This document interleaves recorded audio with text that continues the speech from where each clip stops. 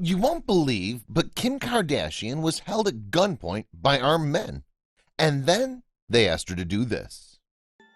It's been 2 years since the horrific event occurred that scarred Kim Kardashian West's life. While in Paris on October 3rd, the reality television star was robbed at gunpoint in her hotel. Now she's finally decided to open up about the nightmare, and the details are shocking. You won't believe what the gunman asked her to do while they held a weapon to her head. Before we begin, make sure to smash that like button, subscribe to our channel, and click the notification bell for more amazing videos. Kim Kardashian West is the star of the American reality television show Keeping Up with the Kardashians. Kardashian West has managed to create an empire out of her brand with her and her sisters. However, it seems that this has also made her the target for robbers and thieves. Back in October 2016, Kim Kardashian West explained that she was headed back to her Paris hotel with her sister Kourtney Kardashian and stylist Simone Harouche. Her sister and stylist changed outfits while in the hotel and they left. However, Kim decided to stay in and get some work done on her laptop. Kim was upstairs in her hotel room getting some work done when she heard a very strange noise. "I heard a noise at the door, like footsteps, and I shouted, asking, 'Who's there?' she said. No one answered. I called my bodyguard at 2:56 a.m. Through the door, I saw 2 people arrive, plus the nightman who was tied up." It was at this moment that Kardashian West knew something was wrong. Then 2 men wearing police paraphernalia made their way into the hotel. Another was wearing ski goggles. Kim was absolutely mortified. The men broke into Kardashian West's hotel, and it seems that they were looking for something. "It's the one with the ski goggles who stayed with me," Kim said. She then went on to explain the exchange she had with the robber. "He demanded with a strong French accent my ring. It was on the bedside table. It's worth $4 million.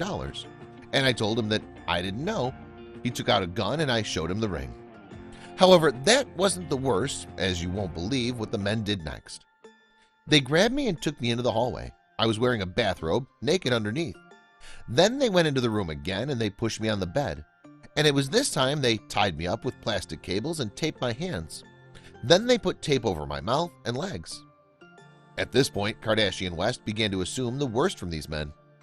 "I was like, I have a split second in my mind to make this quick decision," she said through tears. She then went on to describe her plan to escape from the robbers. "Am I gonna run down the stairs and either be shot in the back? It makes me so upset to think about it. Either they're going to shoot me in the back, or if I make it and they don't, if the elevator does not open in time and the stairs are locked, then I'm effed. There's no way out." Kim then began to describe everything that the robbers were able to steal from her. It seems that they were able to make it out with 2 diamond Cartier bracelets, a gold and diamond Jacob necklace, Lorraine Schwartz diamond earrings, a gold Rolex, and several other items. It was an extraordinary amount of things. "I think they robbed me of like $5 million, she said. Then they left on the run. It was at this point that Kardashian West was relieved they didn't choose to hurt her any further. However, this event would scar her a lot. After the incident, Kardashian West stepped away from the spotlight for a while. According to reports, she closed herself up in her Los Angeles home to spend more time with her husband and their 2 kids at the time.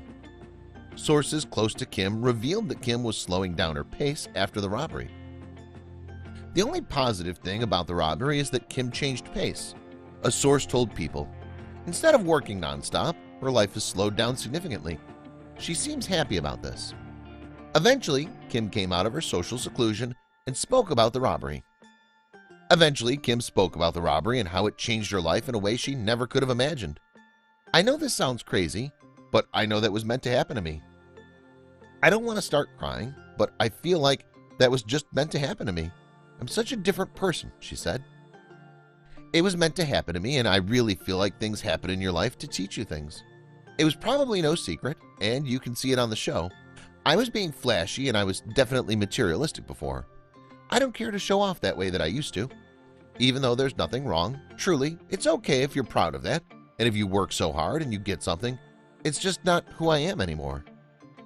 Kim also explained how the event changed her views of her own self. "I would always talk about my stuff. There was a lot of me that measured who I was by how much I had.